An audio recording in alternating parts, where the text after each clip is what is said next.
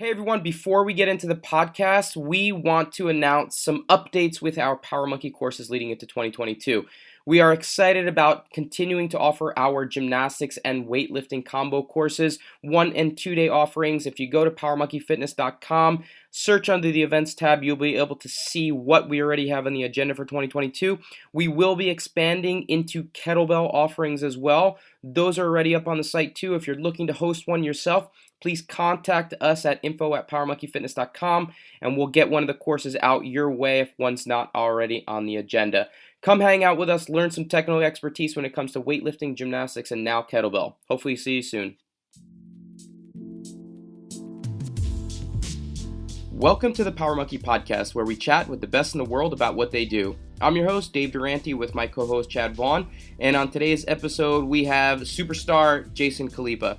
Now, Jason is, of course, incredibly well known within the community, having won the CrossFit Games as an individual athlete and been on the podium many, many times.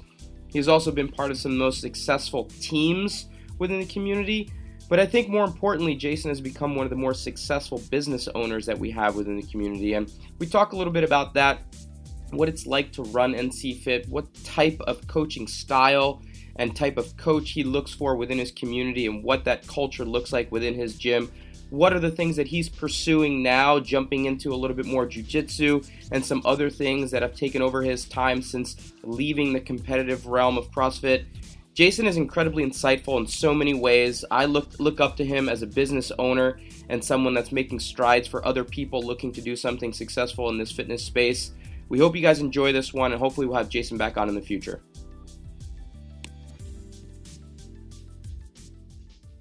Well, Mr. Jason Khalipa, man, myth, legend himself within the CrossFit space. Thank you so much for taking the time to be with us today, man. Yeah, no, I appreciate it. Thanks for having me. Well, we were talking a little bit off air. Why don't we just start right with the conversation where we had been discussing prior to hitting record?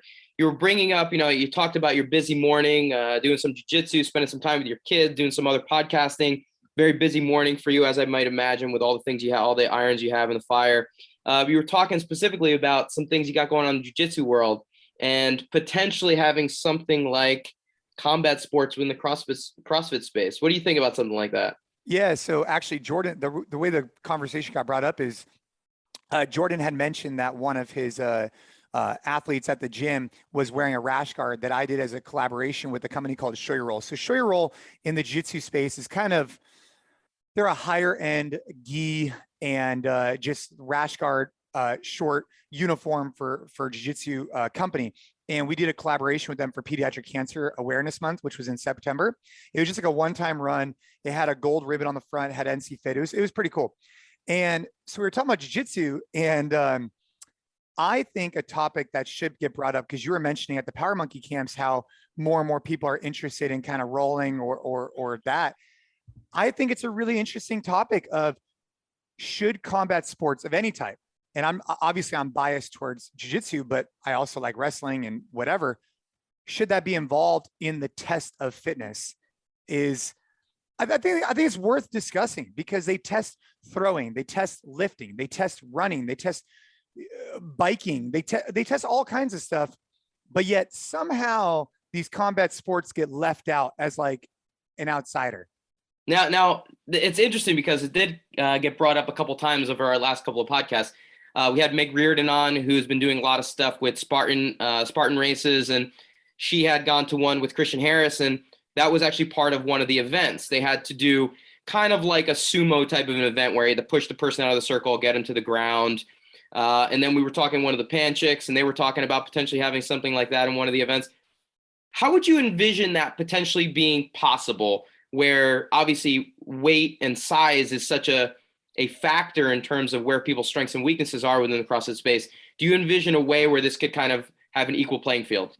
Well, I mean, I think that's a good question. So I saw one from Sam Briggs a while ago where, if I'm not mistaken, it was a Spartan race or something of that nature. And part of it was, to your point, like pushing them out of the circle or whatever it was, kind of like old school, just wrestling, sumo wrestling type stuff.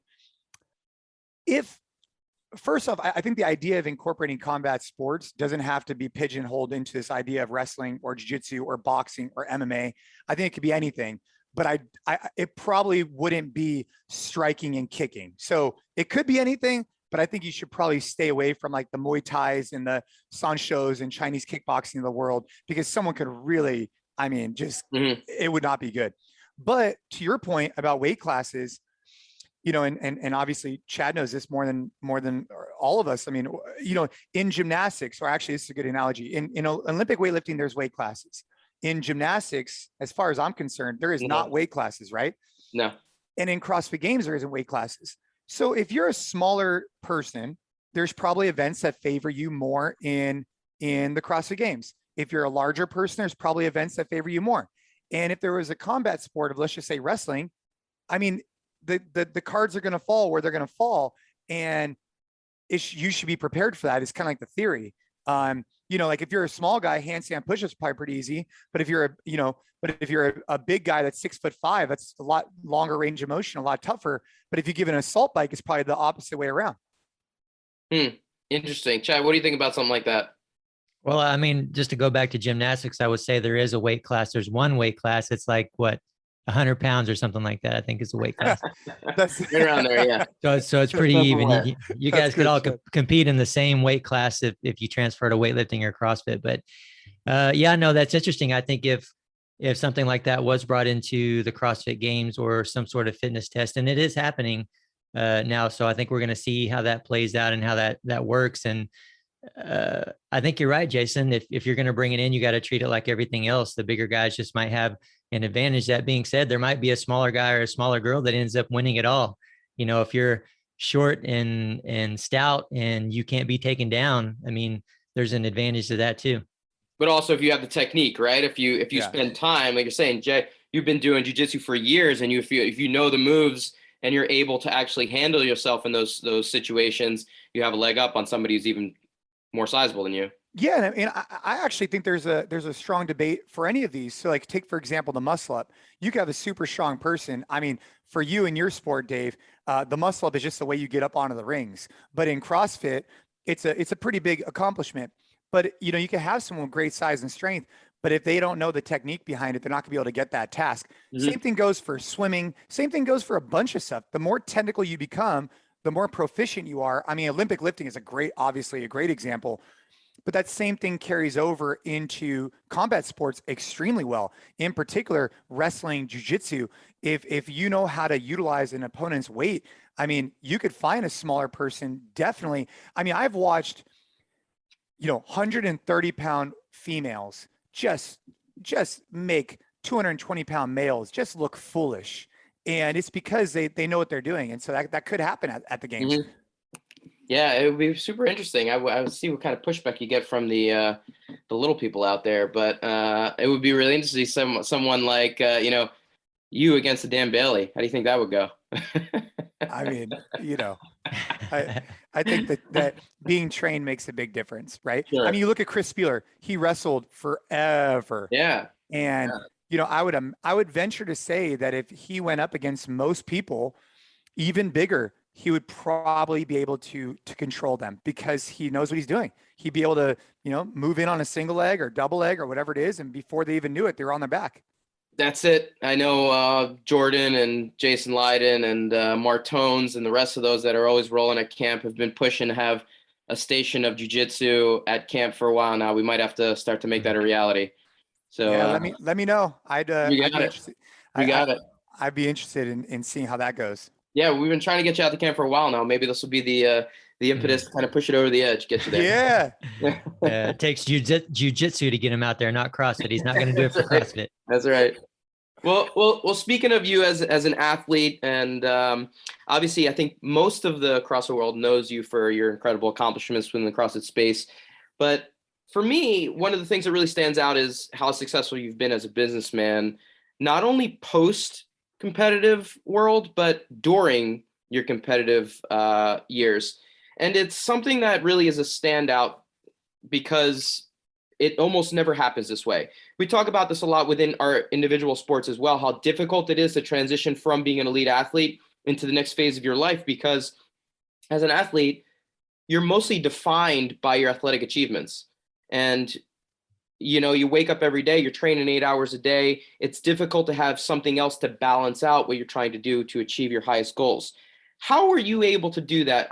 Let's speak more while you were doing this and building NC Fit and things like that while you were competing. What allowed you to compete at such a high level and still be able to create a successful business at the same time? What allowed you to kind of have that dual personality, that dual capability?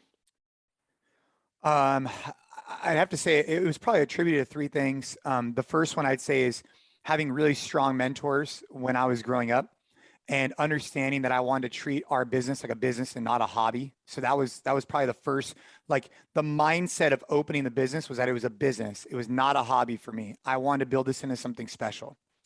Number two would be surrounding myself with really great people. And that goes with my training partners who are getting me ready for the CrossFit Games. It also goes with all the people at our company over the years who've made a profound impact and allowed me to do what I love for a living and be able to excel in that. And then, thirdly, I think it's this concept of like this segmenting out the day was very important for me, and embracing this idea of AMRAPing each thing that I was focused on. So I think those three things kind of helped.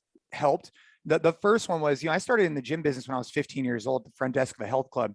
And so I have lived my life in the health club. And when I became 17, 18, I graduated from high school. I had mentors at the gym who took me underneath their wing, taught me how to sell, taught me all the things about business. So I would spend probably 2 nights a week. This is not an exaggeration. When I was going through college, I was at a junior college for 2 years. I went to a 4-year university for 2, and I graduated, in 4-year university. And when I graduated high school, I really wanted to get my shit together. And so I found this gentleman, and he really took me underneath his wing, and he taught me everything about business. So twice a week at night, we'd ride the elliptical together, and he would teach me everything there was to know about the business of fitness. And that was at a really young age, and it was profoundly impactful. As I started growing and I learned more about the business of fitness, I found out that I wanted to open up a gym. That was my destiny. But I found CrossFit when I was in 2006, right when I was like, I don't know, I was probably 19, 20 years old. And I knew that I wanted to do that.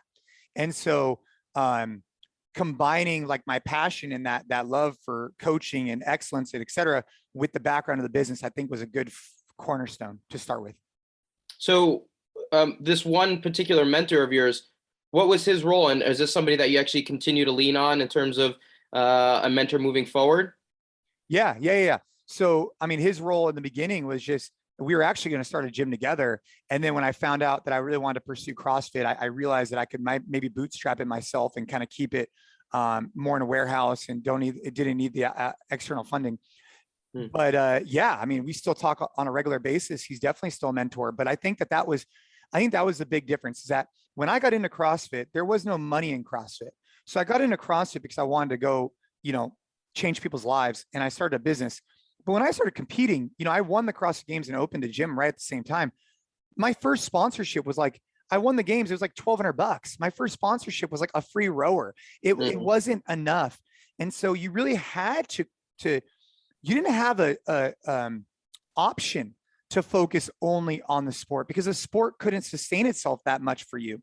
You had to have something else. And that's why for me, it actually worked out to be some type of blessing, because I tried to grow both at the same time together. Mm-hmm. One of the things you mentioned there that, we had MDV on the podcast a couple of months ago, and he's great. We've known him within the space, having so many roles and now working with you so closely. And one of the things that he brought up too was culture, and how important it is to have a particular type of person that you look for that would be perfect for NC Fit or for him to have on his coaching staff. And you mentioned the same thing in terms of one of these three things that kind of help set you apart in terms of the type of person that you surround yourself with. What are some key features that you look for in terms of the type of people that you want to surround yourself with? In a competitive setting, you said there were some people that help you train, but also from a business side, who are those people? What qualities do they have to make sure that they're right to be kind of part of your community? Well, obviously we need to have a shared vision, right? And I think that a learning lesson for me from a business perspective is to hone in harder on what is the vision, what's the mission of the company, and making sure that everybody's in alignment on that particular goal. And a good example would be like your training partners. All of us had the same goal: get to the games, win the games, whatever it is. And so if you could find yourself and surround yourself by those people, and everybody could try and elevate each other, that's how you thrive. And in my opinion, at least surrounded by people with good vibes, good execution. They're ready for the vision. They know what we're trying to achieve. We're shared and we're moving in lockstep towards that. And that same thing is really important in business. But I'd add another factor to that. And it would be this idea that in business, it's not a solo sport. It isn't. It's a team sport. And in team sports, you need to have different people with different strengths, and they also come with different weaknesses. But then identifying what those strengths are and then being able to allow those people to pursue them is very important. And so what I've learned over the years is that I need to find people, put the best people for whatever role we're doing in that role, and then just let them rock and roll and try not to get in their way and really trust in that process. And over the years, you know, when I micromanaged, it wasn't successful for us. When I completely tried to disconnect, that also wasn't successful. But I think identifying great people and then finding a way to let them know that I'm there to support them has been the key.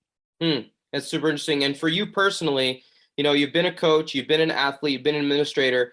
Is there a particular role that you feel like you're particularly well suited for out of all of those different things that kind of encompass being a business? Do you think like administrator is what your personality is best suited for? Yeah, I mean, I don't think I'm a great manager. I don't think that I have the, I think for me, what I'm probably best at is creating relationships, looking at like a bigger vision of where we want to go, and making sure that the culture feels like having our team bought into where we're going is really what I spend most of my time doing now, and looking at long strategic plays of where the business is going. But what I'm not good at is like the day-to-day operations, making sure I'm managing people, holding myself accountable to a specific schedule. Those type of things just don't work well for me. Mm-hmm. And so delegating that out, like at NC Fit, I really don't have any direct reports necessarily. Like I only do one person's formal evaluation and reviews. Everybody else rolls up into that person. And it's been very helpful for me to recognize that I'm very poor at that. Mm-hmm. And in terms of vision, you mentioned this a couple of times already. What is your vision for NC Fit? Like what is the goal of NC Fit in terms of not only a particular gym, but as a collective in general? I mean, our goal is to provide an outlet, right? To provide fitness for those people that want to put in the effort to live freely and fully outside the gym. That's what we're doing. We're providing fitness for those that want to put in the effort to live freely and fully. What that means to me is never allowing fitness to inhibit what I want or need to do. That's what we stand for. And my goal as an owner has always been to do what I love for a living, provide that to as many coaches, as many employees as I can, and then therefore impact as many members as we can. And that's the bigger vision. And so when we ask ourselves, where are we going? The goal is, how do we impact people, more lives, for those that want to put in the effort to live freely and fully, so that fitness never inhibits them. If you're a dad and your kid wants to go out for a bike ride, hell yeah. If you want to go, we should never allow fitness to inhibit us is the goal. Yeah, and I find this to be really interesting, Chad. And I think I'd like to hear your take too, because one of the things that comes to mind when I hear you talk, Jay, and you've had such an impact on the CrossFit space as an athlete, as a box owner, and we're seeing a lot of other gyms maybe move towards a direction of trying to make their gym a hub for the competitive side of fitness, and trying to bring in, you know, top tier athletes and collect them all together to make a space where maybe members want to come because you have big names athletes there and you're all training for the games together. And you had that, you know, you had the Pat Barbers of the world and the Mirandas of the world. And, you know, your gym was probably the first super gym in terms of the names and the talent that you had. And you seem to have moved away from being a space where you're collecting athletes to compete at the CrossFit Games and move more towards general fitness, quality of life. Can we get the general athlete to perform better on a daily basis? Was that done on purpose? Do you see less value in trying to create a space where you're collecting elite athletes and more towards general fitness, or is that done kind of organically? I mean, I'd say it's both. It's like, it's kind of like what, the byproduct is what you kind of, back in the day, we created a very cool culture of competition. And I'm super proud of what we accomplished as NorCal CrossFit and with having all the competitors we had. And they're phenomenal people and they've gone on to do other things that I'm stoked for. But NC Fit, as we've evolved over the years, I've evolved. You know, I got into CrossFit competitively when I was 21 years old. I won the games, or no, maybe like 19, 20. I won the games at 21, 22. I competed for the next decade. I'm not the same person I was at 21, 22, 25, 28, right? I have 2 kids. One of them's been through an illness. We have a global business. Like my goals and aspirations have changed. And so has our community at NC Fit. And so has a lot of people. So we are not a gym that is going to be focused on the competitor. If we had a competitor and they wanted to win, I would try and help them out, of course, right? And I would share with them my insight. But we're not going to actively go seek out competitors at our gym. We will provide the best form of fitness that we can to help people live freely and fully outside the gym. And that goes for anybody. We're not for everybody though, right? So we're not for everybody, but we could be for anybody. Meaning, if you don't want to come in and work hard and put in the effort, we're probably not the right place for you. But if you do, and if you want to be able to go and be like me, I'm 36 years old. I don't never have to worry about what my kids want to go do, right? My kids want to go swim today. Let's go. My kids want to go, like I walk in the morning every day with my daughter. Like I don't have to worry about that. That's what I want to be able to provide as many people as possible. Not so much trying to get a competitor to the CrossFit Games. It doesn't inspire me as much anymore as it used to. Man, I'm completely on board with what you're saying, Jay. It's incredible, and it's easy to sit back and listen and hear your passion and watch your passion and understand, for me, how successful you've become because of that attitude, because of that mindset. And a lot of things that you say, I want to comment on. I can't comment on all of them, but one of the things that brings to mind, what we're talking about here with trying to have a competitive team, and on a very small level, I did that for a number of years at the CrossFit gym that I once owned, and even being a weightlifting coach and running a weightlifting gym, and this idea of having the desire to want to develop high level athletes and, being somewhat focused on that, it certainly takes away from the general public. There's no way that it doesn't, that there's energy that's being taken away from that. And the problem with that is that because we transferred into a focus of just, we don't care what level you're at. It doesn't matter. If you want help and you're willing to put in the work, we want to help you. And that's led us to have athletes that aren't at the highest level. It's just quote unquote general population. And part of the struggle with that, I have a little bit of an advantage because I've got 2-time Olympian along with my name and everything else. So it doesn't affect me as much, but I know others that don't have high level athletes, but they're incredible coaches and they're making differences in a lot of people's lives. So the people's lives that they're around on a regular basis, they don't get labeled as a good coach because they don't have any high level athletes, when that's not at all true. Do you see that with any of your coaches, Jay, or what has your experience been with that, and with you being a coach, not having high level athletes? I mean, I think that's a really interesting point. I would probably say something similar to what you said, right? When you walk into a room, if anybody wants to go Google your name, they understand that you have accolades that you don't really even need to talk about, right? You could just, people just know. And so for us in the CrossFit space, I don't really need to go and boast about what I've done. Most people, if they could look it up, have seen from a competitive perspective that we've done that. And we could do that if we want to, but it isn't going to be our core focus. And I think that a gym owner needs to identify, what are they about? What do you want to be about? Do you want to be a competitive gym? Hell yeah. Go out there and go rock it and go be the best version of that possible. Mm-hmm. And do you want to go ahead and help the general population? Because for the most part, even when I was competing at the highest level, right, no member really gave a shit. That was the truth. Like, right. You'd have a select group of people who did, and you could probably develop an online population that did. But in the reality, people ask me, I won the CrossFit Games, and then a week later we had opened the gym. I'd already signed the lease, so it was already going to happen. But people ask me all the time, what impact do you think winning the CrossFit Games had on the success of the business early on? I said, well, it surely didn't hurt to get the reputation out.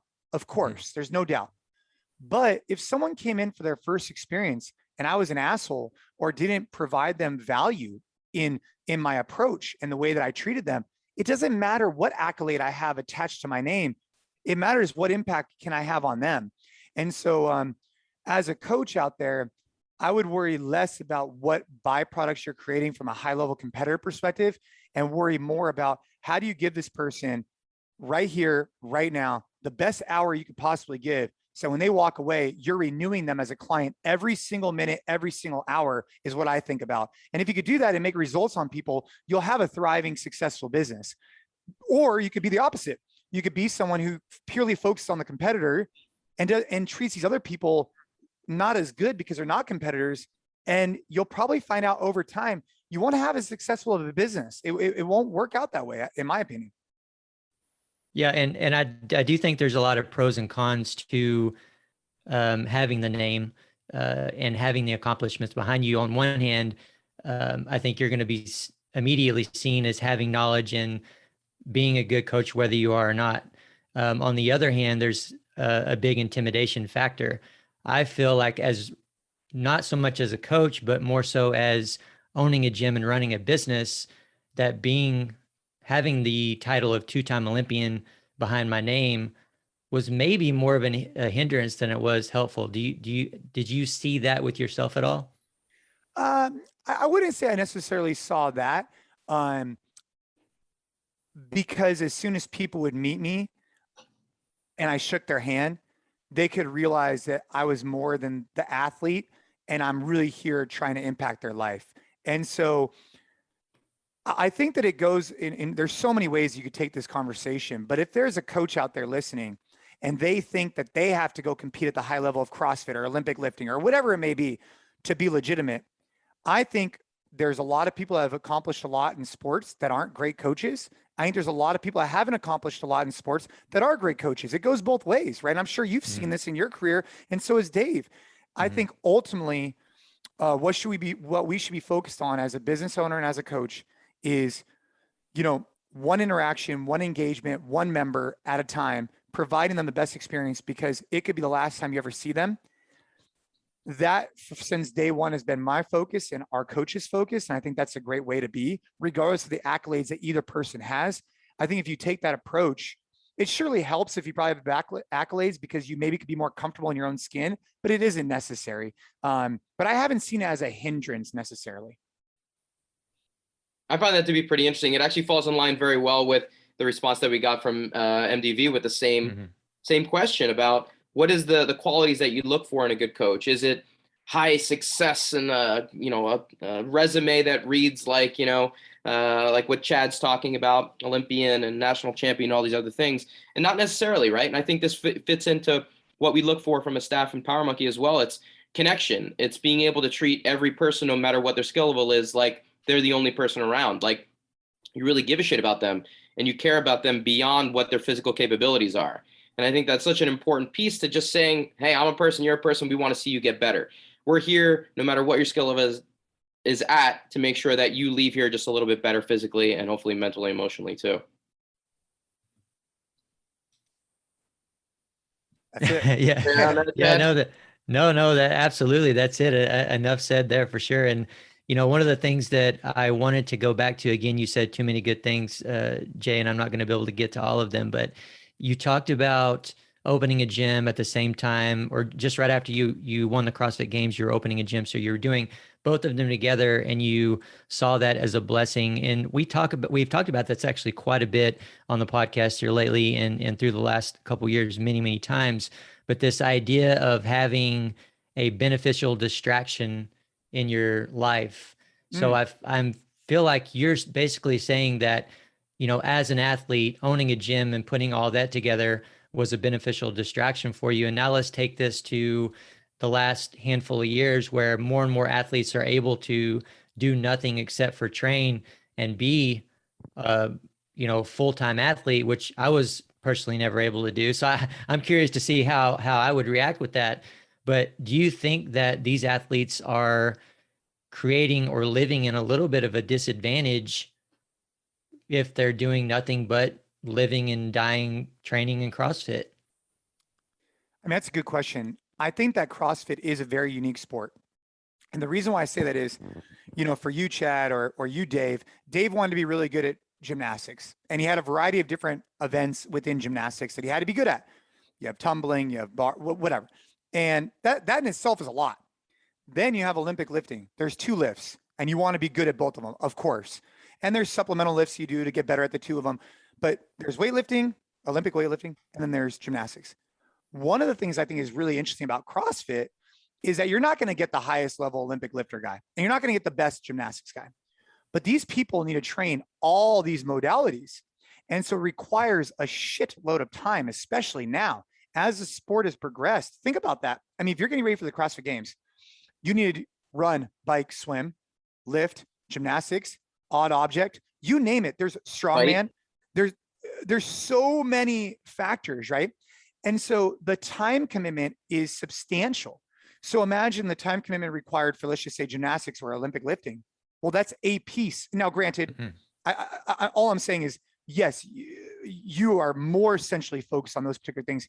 But for these CrossFit Games athletes, one of the challenges they have, and I don't know where the sport's going to go, is that breaking into the tops can be very difficult for new people. And the reason why I say that is, how do you make enough time to train all these different modalities when you're still trying to provide yourself for a living? And so, Will, what happens is these people who are able to make their professional living, let's just call it 20, 30 people, because they're able to make off sponsorships and winnings, well, they continue to rise up, and it'll be harder and harder and harder for these new athletes to break in because they don't have the time to train as much. That's a piece. The other thing is, though, Chad, I think you brought up a really good point, is that, you know, being identified, like if someone were to ask me back then, who are you? I probably wouldn't have said I'm just a CrossFit Games athlete. That's a piece of who I was, but it wasn't who I was, right? I'm a husband, I'm a father, I'm a business owner, I'm a friend, whatever, I'm a son. And I think it is good to have some different things going on so that your whole focus isn't just built into one thing. Because then if you go out there and you don't perform well at the CrossFit Games, now it's a direct representation of who you are as a human being, not just who you are as an athlete. And so I do think there's something to be said about people who have diversified out, and I would recommend it for sure. But there's also that same token of, dude, there's only so many hours in a day. If you have to train 7 hours a day, how much other time do you have to build up other businesses? So anyway, I think it goes both ways. Yeah, absolutely. I think the big thing for me is, you know, I was always either in school or at least working a part-time job while I was training as hard as I could. And yes, it was only weightlifting. So I think that allowed me to get away with it a little bit more. But another part of that is honestly just the being so one-track minded. Even when I was at work, I was thinking about weightlifting and I was writing stuff about weightlifting and I was dwelling on my performance and what I was going to do in training tomorrow and next week. And then after the next competition and all these things. And the one thing I wish I could go back and do a little bit differently is less neglect of my family and friends, you know, because I think, you know, that combined with the passion and, you know, the 100% effort that I had in the gym and in competition, I think that would have ultimately produced better results. Because like you said, Jay, if you're tied up on being nothing but an athlete and you go perform badly, then that's, I mean, I've been there. It's devastating. It's completely devastating. What are you left with? In your mind, nothing, you know? So I think if anyone out there listening, I don't even think we have any high level CrossFitters that listen to the podcast. Maybe we'd be surprised if we heard, but, or high level athletes of any sport. I think the big thing is this, focus on do what you need to do in training, but on the side, find some sort of beneficial distraction and remember that life is about connecting with people and keep them close to you. I couldn't agree more. And unfortunately, it was a hard lesson for me to learn as an athlete that a majority of my career was not about having balance. It was about trying to throw everything I possibly could into my training and thinking that that was the right approach to achieving the highest level. Some of it was with regards to not having the talent level to compete with the top guys. So I thought my way of making up for a lack of talent was to make up ground by shutting out everything else. That was the only way for me to catch up to the guys that had that supreme talent. Said if I made the sacrifices that those other guys aren't willing to make, come in early, leave late, all the things that you consider, but I would wake up at 2 a.m. and go and, 24-hour fitness and get another workout in the middle of the night to think that this was going to help me. And then it would mess with my sleep, but I didn't realize that. It was just go at all times because I have to make up grounds. No relationship, connection to my family was not nearly where it should have been. I was on the other side of the country And it took to like the end of my career to think this is probably not the best approach to doing this. And, you end up missing out on a full Olympic cycle or 5 to 10 years of your training thinking that this is the right approach, and it's gone the wrong way. So I probably would have changed things a little bit in terms of how I approached it, but it was done with the idea that I was actually approaching it. Isn't that funny? Hindsight's always 20/20, right? Because I'm blessed in the sense. Actually, I was having this conversation with Matt Chan the other day, and we were talking about how back in the early CrossFit days, right? You start off with one workout a day. This was like in 2006, 7. And I remember when things started to change, it was like in 08, 09, 10, you started hearing people do double days. I was like, oh shit, he did a double day. And that's when things really escalated in CrossFit because it was all new to us, right? We were just trying to figure more is better, but more isn't always better. Yeah. Especially when you're training, you're fatiguing your body. I mean, and so I look back on some of the times back then. I wonder if I had done less, but done it better, if I actually would have had better results. Because now I look at my fitness today, my fitness isn't super far off from what it was. And my training volume is significantly different. But another thing about that is too, like I'm grateful in my life, my wife and I, we got together really early. I met her when we were 14, 15 years old. And so I was fortunate that she was with me the whole time. And she was a nice kind of person to play off of, to make me realize when I might have been wrapped up too much in this side. And so, I mean, shoot, if it wasn't for her, I don't know how much longer I would have competed individually. But every year we would have conversations and it kind of forced those tough conversations, Man, got to go back and redo it. Everybody's got to have their own little take on what's going to make them the best, but it seems like balance is a key component. Dude, especially like, yeah. So for us, there was a lot of years, right? I was competing, year round, right? I had the open regionals games, and then I would compete for Team USA. This went on for multiple years. And, finally my wife and I, after 2014, were like, hey, that's the last year of doing that. We'll pivot to team. I went team for a year. And the following year, my daughter got sick.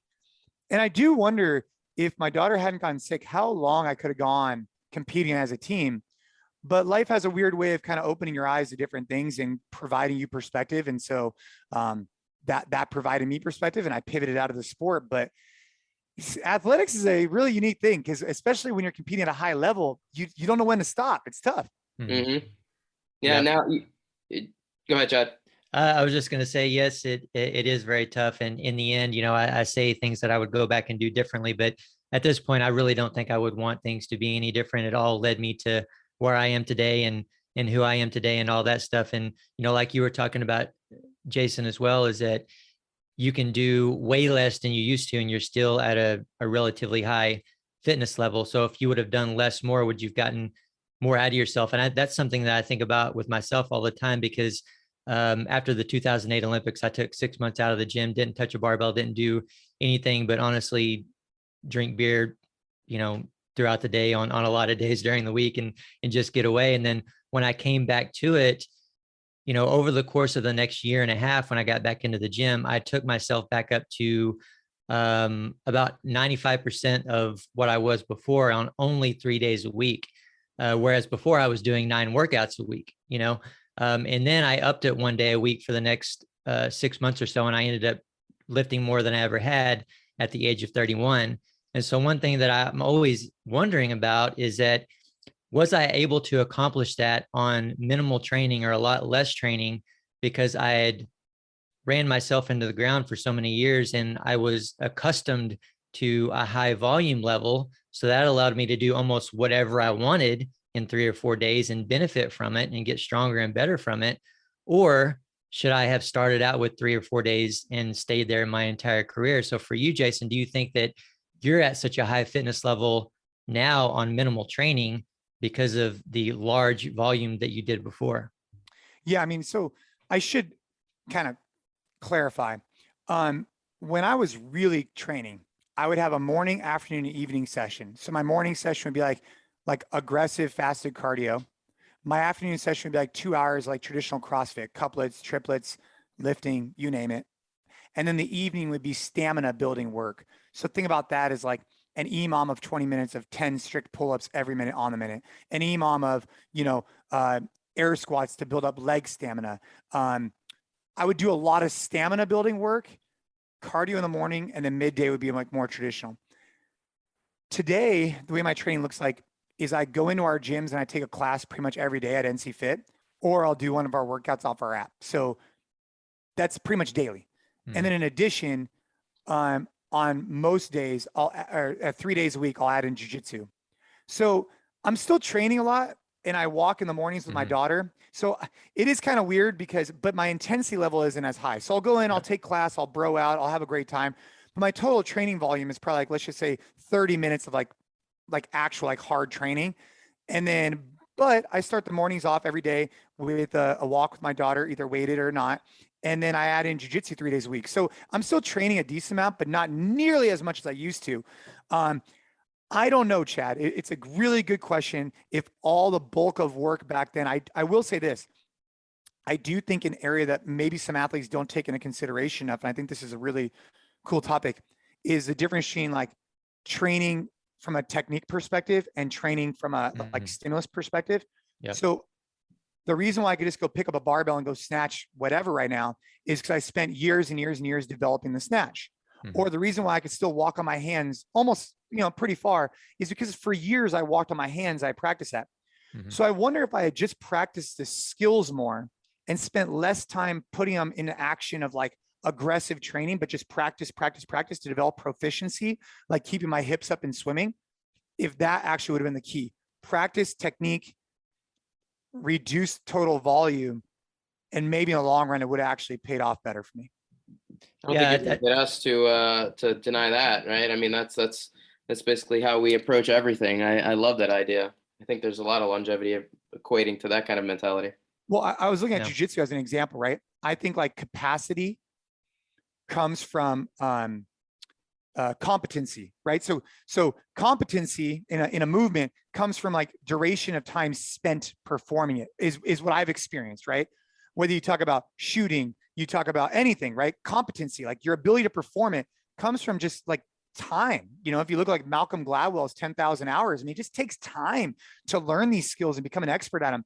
And so I wonder if I had spent more time learning and less time actually just like overloading my body, but really became more fluid, how that would have impacted me. Because I see that in jiu-jitsu all the time.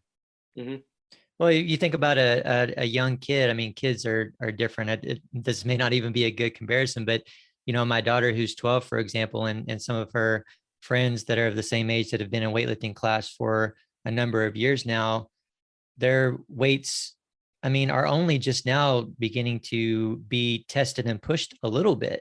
They're never really reaching their max level and their max effort, but they're getting stronger all the time because they're constantly getting in reps with snatch, clean and jerk, squats, deadlifts, all those things. And so just the repetition in itself is helping them get stronger. And I think that's true of anyone. And I think that's one thing that we miss as athletes and coaches is remembering that just getting in reps is important. And yes, that's technique work, light technique work. And that's important to, hone your movement and everything else. But there's also a level of strength that you're going to gain from that. And there's also a level of conditioning that you're going to get from that, from accumulating those reps.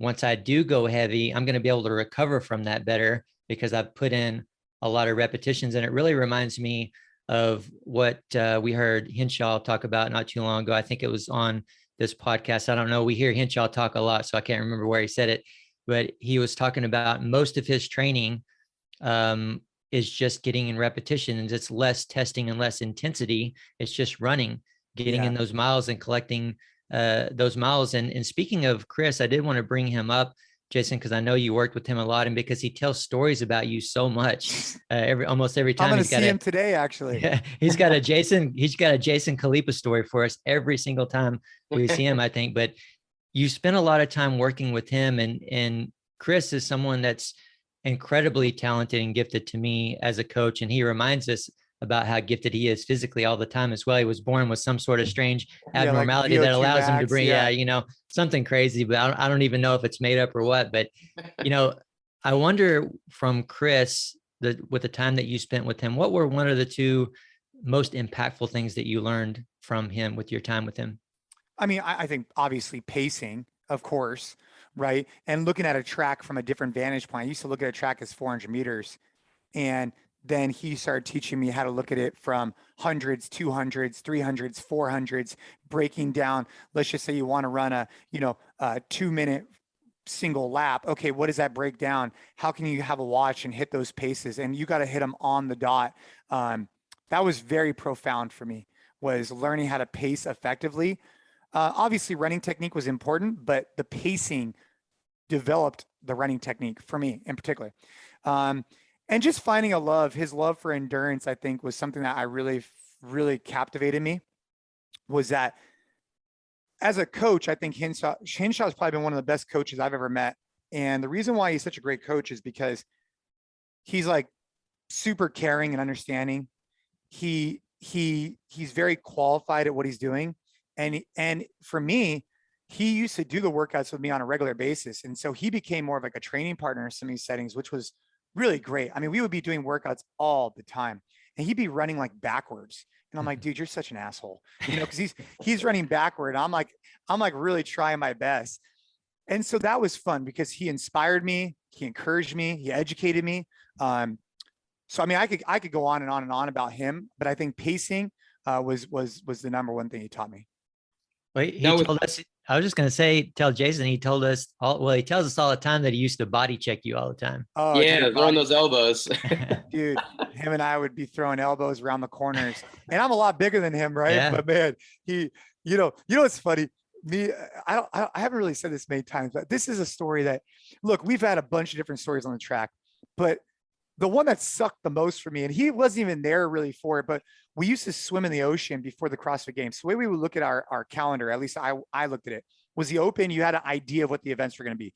Regionals, you had an idea. You weren't going to swim in the regionals, so don't even worry about swimming. And then we would pivot our training towards swimming and stand-up paddleboarding and other stuff as we got ready for the games to see what these other outliers are going to be. It was kind of like the way I looked at it in my head. So when we were getting ready for the games one year, we would go and meet at Santa Cruz, which you guys are, you're pretty familiar with Santa Cruz. Yep. The water's cold and there's sharks and it's cold and there's sharks. And we would meet there at like 5, 6 a.m., once or twice a week to get used to this idea that at the CrossFit Games, I've swam in multiple events at CrossFit Games and it was always nerve wracking because they would get you up on the bus like at 3, 4 a.m. You'd get bused somewhere to a beach and it'd be cold. It'd be shitty. You're in just some Speedo spandex things and you had to rock and roll. And so we'd go out to this beach and me, Garrett, and Chris did it one year. And this is one time. This is just us three. So we're out at this beach. It's like foggy. It's cold. I'm like, oh, shit. So you get in. It's like a cold plunge. We start swimming. And Chris is a very, very good swimmer. I don't know if you guys know that, but he's a very, yeah. So, and Garrett's a pretty strong swimmer too. And so we're all swimming in a pack. And at that point, you don't feel as intimidated because you figure if a shark's going to get you, like maybe there's I don't know, maybe I'll get one of the other guys or something. You kind of like, but as we're going, I start breaking off from them. And somehow I get stuck in a seaweed pile. So if you guys have been to Santa Cruz, sometimes seaweed comes in really thick. And so I'm swimming and I get stuck in the seaweed and I just start freaking out, because like it's dark outside, it's super cold. And by the time I look up, these guys have already passed. We ended up swimming for a mile, but that one stands out to me as just one of those moments where like you'd finish it and you'd look at Hinshaw and this guy's your coach. And he threw down with us. He was right there with us.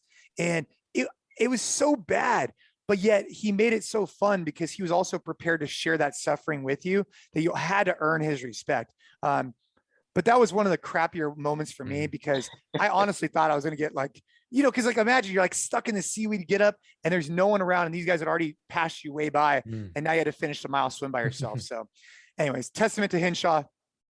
Love that guy. Yep. Dude's a beast. He does. And, we do seminars with Chris and he's always the first one to jump in and do the workouts too. Chad, always, whenever we're doing anything capacity wide related, he's always the first one to test it out, to kind of push the person next to him. I think that has always been something that stood out to me too as a coach, something I've learned from him in terms of engagement that the people that you're working with. He never lacks it, no matter how tired, no matter how many seminars he's done, he's always right there to make sure the person he's working with is feeling like they're the only person in the world. He's teaching a class here at NC Fit tomorrow. I'm pretty excited about it. So Love it. I'm looking forward to it. Check him. Give him a nice elbow. There you go. Yeah, we might have to take him to the track like old times. So you mentioned some stuff about Chris helping with some of the programming and doing some stuff on your pacing side, but did you do a majority of the programming yourself when you were an athlete? Because I feel like it was you who did the programming for the gym and for yourself. You didn't have an external coach, did you? No. So I outsourced a few different things, right? Like I would see, maybe Mark Bell for a little bit of, strength training. I worked a little bit with Diane Fu, a little bit for maybe a little bit of oil lifting, or I would maybe go seek out this person to go talk about this, or this person to go talk about that. But as far as like actual CrossFit, I took care of that. Now, there was a time early in my career and later on in my career, actually, that I had Austin Begebing, who introduced me originally to CrossFit. I had him as a coach originally early on. And then as the years went on, I opened my gym. I would really go off of how I felt. So I'd show up to the gym, see how I felt. And yeah, I would program for myself and ultimately for whoever was around me. They would just do whatever I did.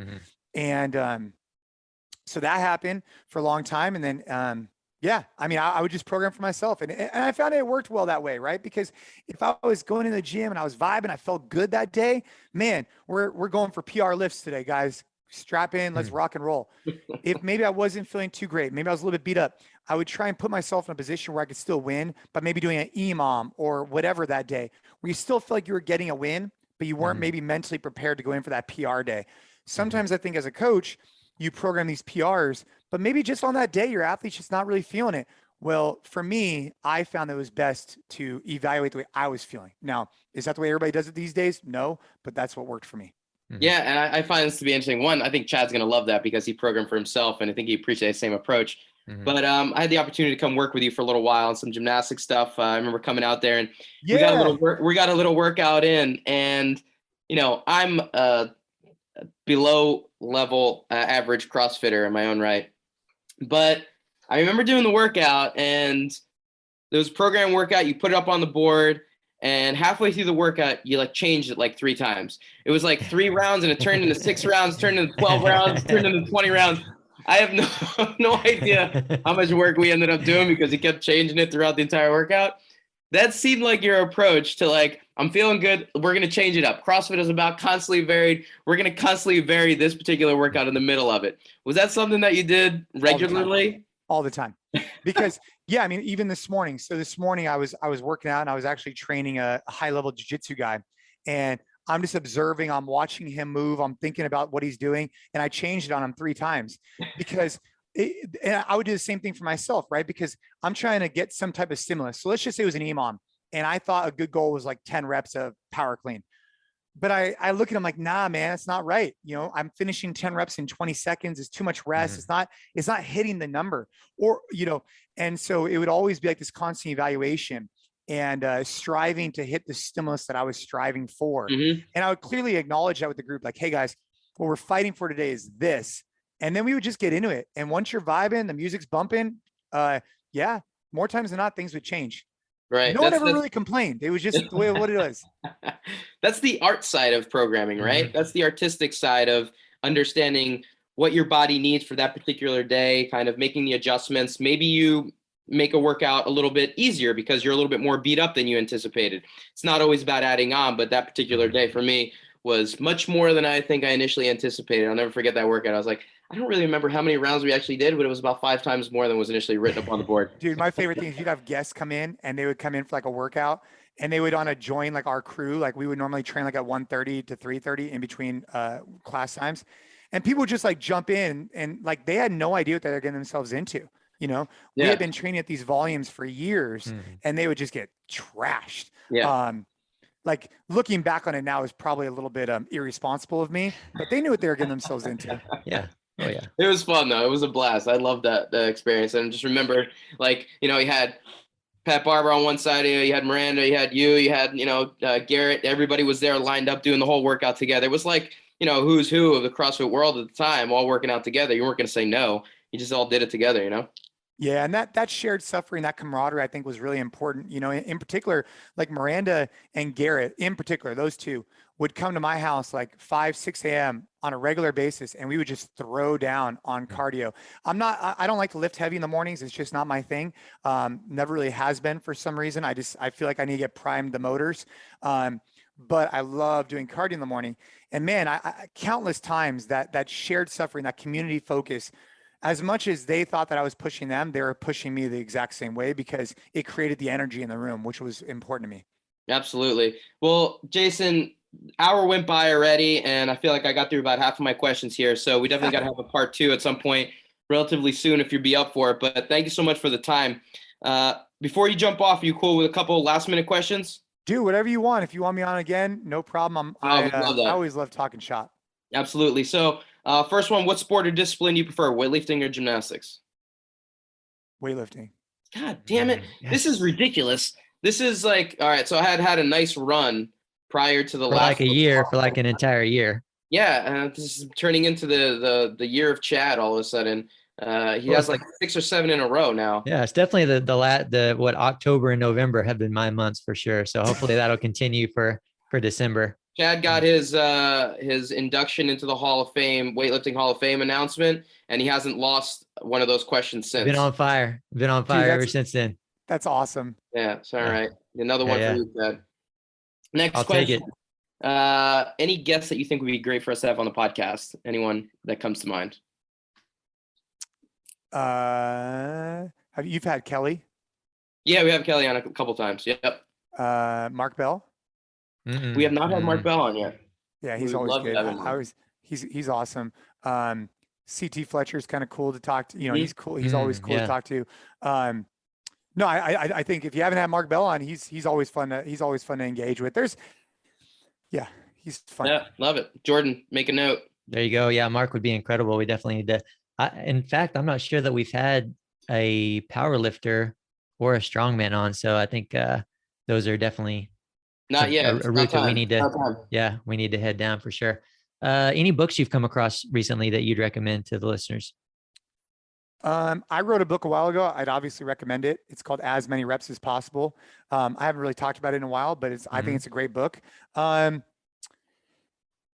Yeah, I'm rereading Extreme Ownership by Jocko and Leif. So I'd say those two. Awesome. And your book, I'll try not to ask you any questions about it because I love talking to people who are writing books in that process. I'm trying to do that myself, but how long ago did that come out, and where can people find it right now? It's on Amazon. Audible in particular, I think, is a great place to find it.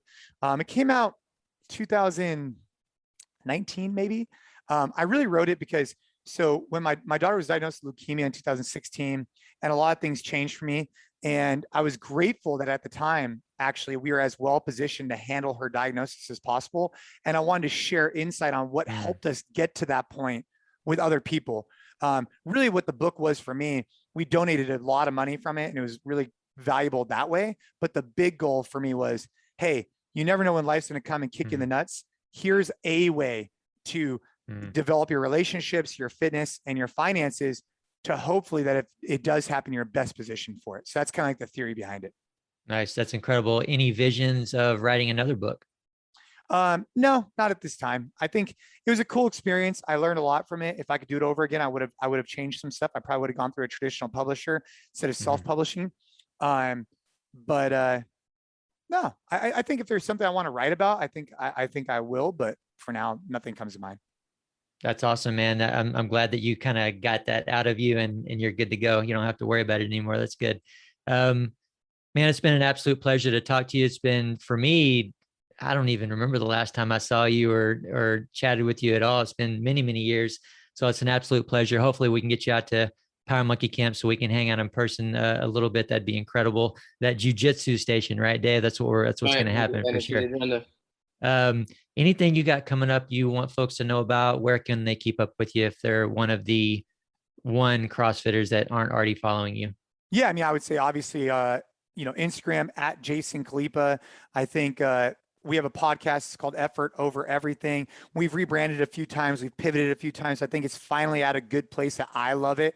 It blends a little bit of the business side of fitness with athletes as well. It's a cool something I'm excited about. It's called Effort Over Everything. And if you're an athlete training, I personally think we have the best functional training app on the market. It's called NC Fit, and go check that out. Awesome. Well, like I said, it was an absolute pleasure, Jason, and hopefully we'll see you soon. To our listeners, as always, we very much appreciate you guys listening in. Be sure to head over to powermonkeyfitness.com for services and upcoming events. Also, check out our Instagram pages for regular teaching and technical content at Power Monkey Fitness, at Dave Durante, and at Ollie Chad. And on behalf of Power Monkey Fitness, we're your host. I'm Chad Vaughn with Dave Durante. And until next time, thank you all for listening.